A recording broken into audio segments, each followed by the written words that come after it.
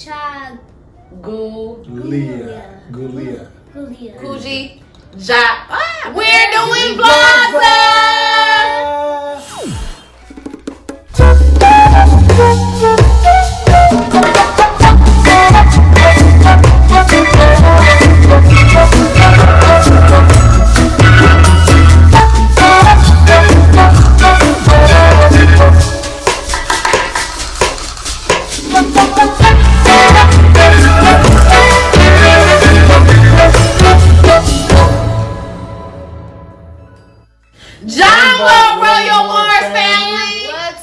Today is Kwanzaa Day 2 or VlOGZAA Day 2, and we are going to be talking about a lot, just as yesterday's video. This time we fact checked again. We're focusing on the second principle of Kwanzaa. But first, I wanted to backtrack a little bit and reiterate a few of the things that we touched on for Kwanzaa VlOGZAA Day 1. And yesterday was all about UMOJA, which means unity in Swahili. Yep. And we talked about the founder and some of the symbolizations of Kwanzaa. So today we're going to dig a little deeper and talk about a few symbolizations. Then we're going to get back into the principle that is of Day 2. Yep. And I said that I was going to give you guys some more information on the founder, Maulana Karenga. We actually found out he is still alive, you guys. And he actually taught at more than just UCLA. Long Beach, USC, UCLA. He taught at a few universities. So we're going to keep on developing facts about him. We're still researching him. Yeah. And then we also said that we were going to talk to you guys about the mat. So the mat that you guys see on the table, or mats that you guys see on other people's Kwanzaa tables, is referred to as the mkeka mat. And it basically means that it represents one of the 6 symbols. It's the foundation for the other 6 symbols of Kwanzaa. Yeah. And I wrote down, give me a second, it's called the mkeka, and is viewed as the base for the other 6 symbols of Kwanzaa. Like I said, it could be a traditional straw or woven textile mat. And traditionally Kwanzaa represents everything should have a solid foundation, and so that's what the mat represents. So just wanted to reiterate that before we start today's principle and moving on. So cool. Give it to you, babe. Yeah. So also, I know we talked a little bit about what the word Kwanzaa means. Everybody, if you remember, it was first fruits. So also, I want to give you guys the origination of where Kwanzaa came from. So it originally comes from the Swahili phrase "matunda ya Kwanza." Okay, and that same thing, it means first fruits, and it refers to the agricultural harvest festivals that are found throughout Africa. Okay. So I just want to let you guys know that. And then also another very important piece of Kwanzaa is it doesn't stem back from like slavery. A lot of us associate our history with slavery struggle. Kwanzaa shows you the kings and the queens that we are. Kwanzaa actually stems back from the inventors of civilization. So we're looked at as the inventors of civilization when we're in reference to Kwanzaa. So remember, we are the first people. We're the first ones that broke from the animal world, the ones that spoke the first human truths, things like that.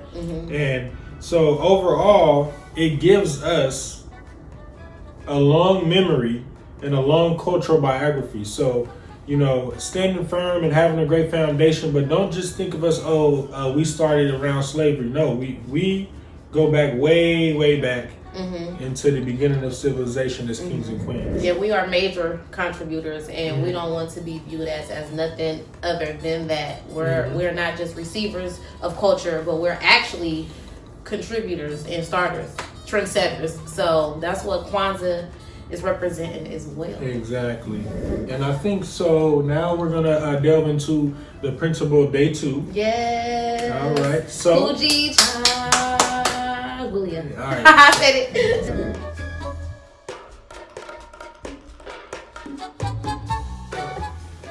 The way we're going to start this today, us doing the extensive research that we have done, Habari Gani.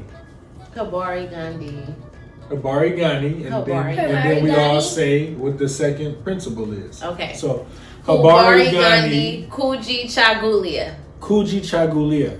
Kujichagulia. Yay! There we go. All right. So we learned after doing research, what we didn't do yesterday was we kind of dwelled into the principle Okay, all right. Yeah. before we lit the candle, and we learned that when you celebrate in Kwanzaa, the whole point is to open up the ancestral connection and you know, manifestation. And the way to do that is, you know, you light the candle and you sip from the cup, and as the candle is burning, that's when you want to go over the actual principles of what it means to you, and that's where, you know, that's the way it's supposed to go. So we're gonna do that today. We're gonna be doing that moving forward.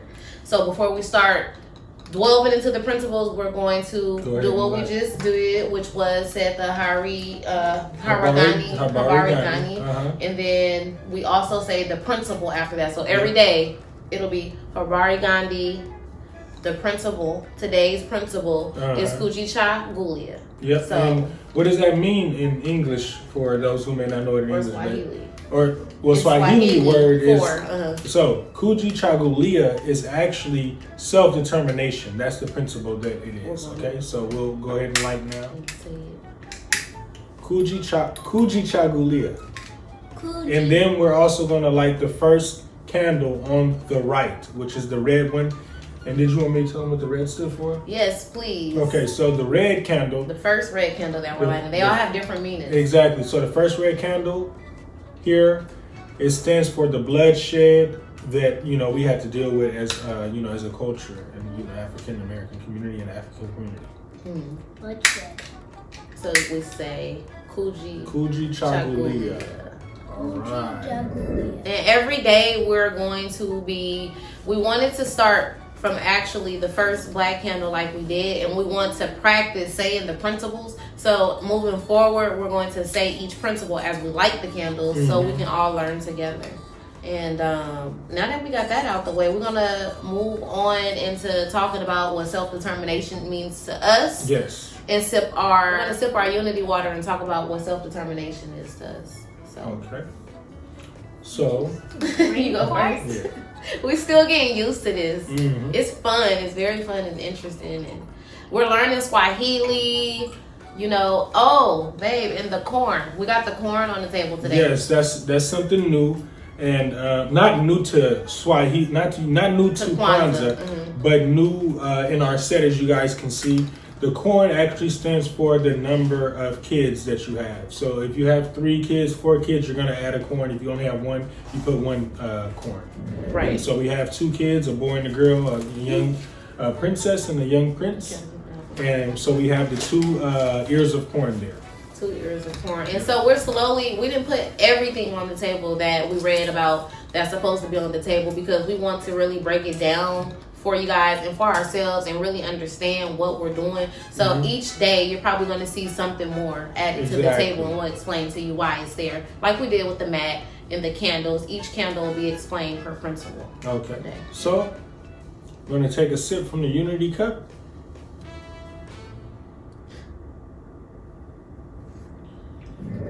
Not just yet.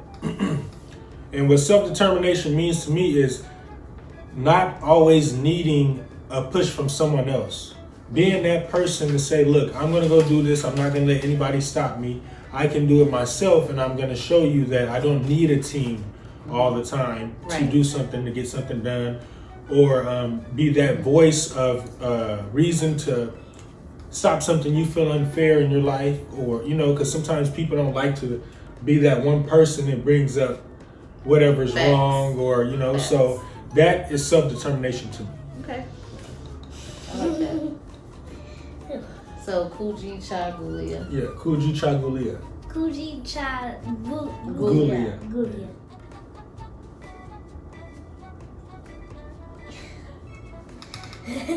What self-determination You have to means. speak up. And look into the Royal Morris family and let them know.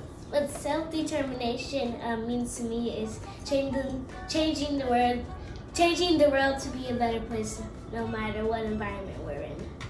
All right, that's Okay. good. Changing the world to be a better place. How? By being a role model of what that means? What do you mean? I mean that I didn't think about that. Well, I'm asking because you said when you're in another environment, Mhm. that's important when you're in other environments to stay true to who you are. Yes. And being determined to do that. And that's actually what I was going to touch on. So I'm glad to hear you say that. But to help you understand more of what you're trying to say, Mhm. when you are in other environments, it is self-determination when you're being yourself. Because a Yes. lot of people try to fit in. Mhm. A lot of people just go with the flow, again, like you said, and don't have the courage to speak up and say, hey, this ain't it. This ain't, I'm not feeling this, you know? Yeah. So I just wanted to tell you that I think that's what you're feeling. And that's good. And stay determined to be yourself no matter who you're around or what environment That's you're right. in. High five, girl. You go, guys.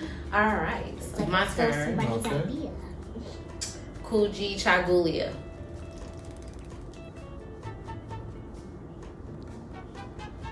Okay.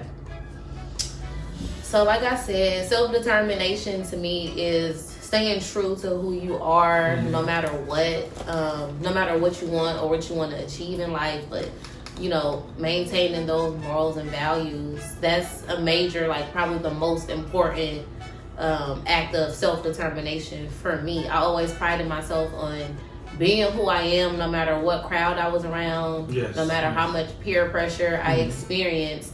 And then even also like experiencing things that I necessarily didn't like. I was very self-determined to make sure I don't project that onto nobody or put that out in the world. Mhm. So that's what self-determination means to me. Right. Okay. You want to talk about people that we think are self-determined?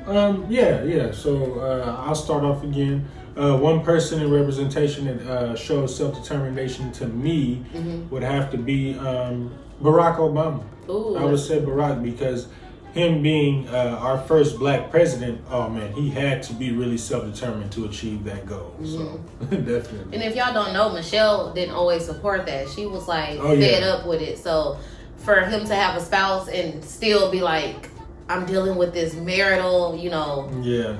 issue of not having support and still push, like Yeah, that's a major, like look at how our president pushed through and was self-determined to become our former president, and he'll always be my president, but look at how self-determined he was to Exactly. even stand up or rebel against what Michelle wanted, even though it probably wasn't in a dominant way. Exactly. He Yeah. still, stayed true to what he believed in and what he wanted to do. And I commend that. That's dope. Definitely. So for the most part, you guys, this video is going to be a lot shorter. The more that we develop and understand, you don't have to spend a whole lot of time to focus on the principles and celebrate Kwanzaa at all. Just as simple as lighting the candles, sipping the unity water, and saying the principle, saying what it means to you. Because when you say stuff, you put it in your body, you put it in your mind, you manifest it, Yes, So that's it. That's all we got for y'all today. We hope that you guys enjoyed this. Anything else? I just wanted to say, today you guys saw us light the unity candle and the self-determination. And as we go on, you'll see us light more and more. But I just ask that you guys show example of unity and self-determination. So I'm enjoying this. I'm really liking it. I want to go cook the corn, but I'm gonna leave it so that we have it for the rest of VlOGZAA. Okay. So we ask that you guys continue to tune in. If you Yeah. have any questions or suggestions or anything like that, hit us up. Please, we love positive criticism. We love ideas and advice, all that good stuff. Make sure you guys like, comment, and subscribe. It's a vibe. And post notifications so you can get notified when we release a new video. That's right. That's right. All right, Royal fam. Kujichagulia.